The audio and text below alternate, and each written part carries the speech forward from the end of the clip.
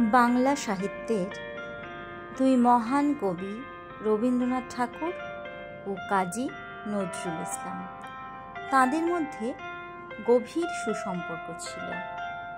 আজ তাই কবির জন্মদিনে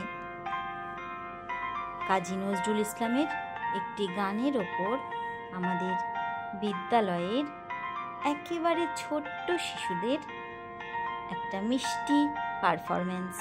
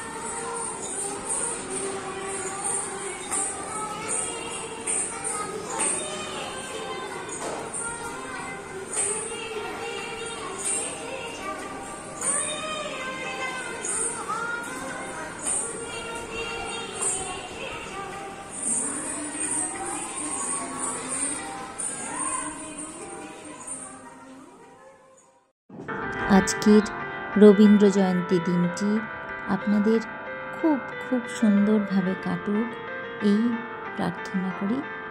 সবাই ভালো থাকবেন। অসংখ্য ধন্যবাদ।